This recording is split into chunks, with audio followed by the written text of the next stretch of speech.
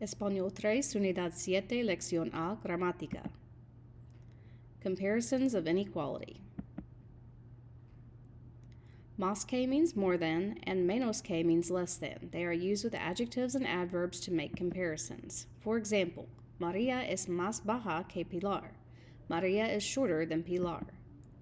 Ella cocina más frecuentemente que yo. She cooks more frequently than I do.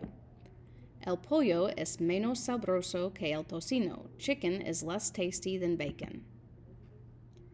Some adjectives have irregular comparative forms. For example, bueno means good, mejor means better. Malo means bad, peor means worse. Joven means young, menor means younger. Viejo means old, mayor means older. Pequeño means small, menor means smaller. Grande means big, mayor means bigger. Esta tienda es peor que la otra. This store is worse than the other one. Esta manzana está mejor que aquella. This apple is better than that one. Ella es menor que mi hermana. She is younger than my sister. Ella es mayor que yo. She is older than I am. Adverbs also have irregular forms. Mal turns into peor. For example, Mario canta peor que Marco. Mario sings worse than Marco. Bien turns into mejor. For example, ella cocina mejor que yo. She cooks better than I do. Comparisons of equality. So express inequality with adverbs and adjectives. You use tan plus an adjective or adverb plus como to compare qualities or characteristics of people or things. It translates to as in English. For example, las peras están tan jugosos or jugosas como las uvas. The pears are as juicy as the grapes. Los chicos escriben tan claramente como las chicas. The boys write as clearly as the girls. Expressing equality in quantity. You use tanto, tanta, tantos, or tantas plus a noun plus como to compare amounts. Tanto must agree in gender and number with the noun. It translates to as much as or as many as. For examples, hay tantos restaurantes en esta calle como en la otra. There are as many restaurants on this street as on the other one.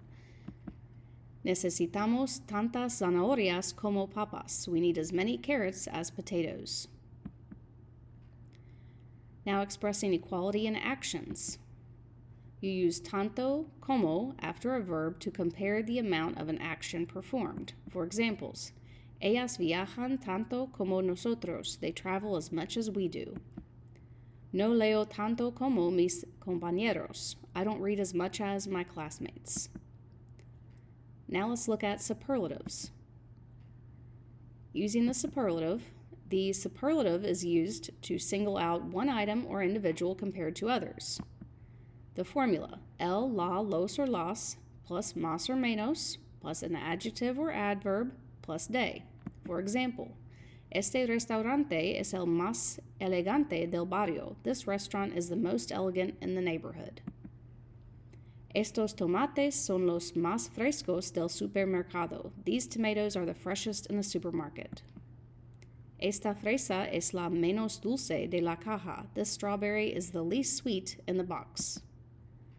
Now some irregular adjectives in the superlatives. So some adjectives have irregular forms. For example, este café es el mejor de todos. This coffee is the best of all. Mi hermano menor es el más joven de la familia. My younger brother is the youngest in the family. Pero esta opción es la peor, but this option is the worst. Some optional use of de. When the context is clear, de in the noun can be omitted. For example, este queso es el más suave de la tienda. This cheese is the softest in the store.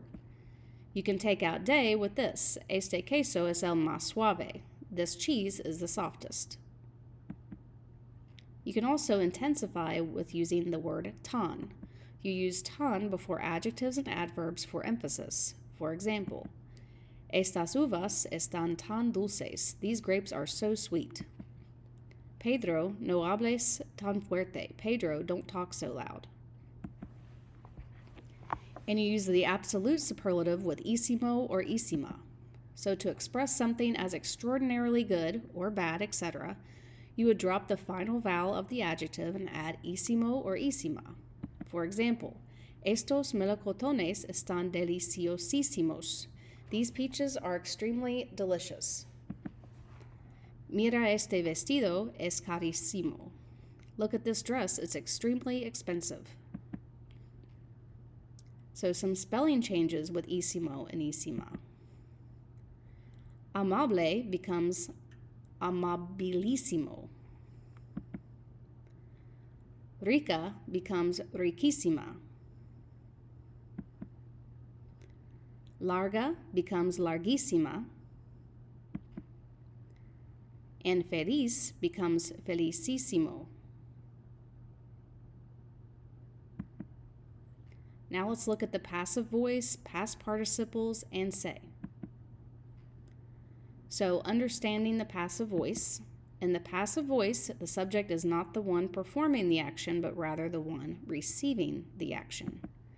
The passive voice is formed using a form of ser and the past participle of the verb. The past participle must agree in gender and number with the subject. For example, las verduras fueron cocidas. The vegetables were cooked. Using por in the passive voice. The passive voice is often used with por, meaning by, to indicate who performed the action. For example, mi madre preparó la cena. My mother prepared the dinner. You could use the passive voice and say, la cena fue preparada por mi madre. The dinner was prepared by my mother. There are also some tense variations in the passive voice. It can be used in the present, past, and future by changing the tense of ser while keeping the past participle. Let's look at some examples. El pastel es decorado por el chef. The cake is decorated by the chef. El pastel fue decorado ayer. The cake was decorated yesterday. El pastel será decorado mañana. The cake will be decorated tomorrow. Using se for passive constructions. The passive voice can also be expressed using se, which makes the sentence more impersonal and natural in Spanish. For example, los platos fueron lavados por el mesero. The dishes were washed by the waiter. Se lavaron los platos. The dishes were washed. Using se makes the sentence sound more natural, and it's more commonly used in Spanish. Using a star with the past participle. So a star is used with the past participle to describe a state or condition that results from a previous action. The past participle acts as an adjective and must agree in gender and number with the noun that it modifies. Forming the past participle.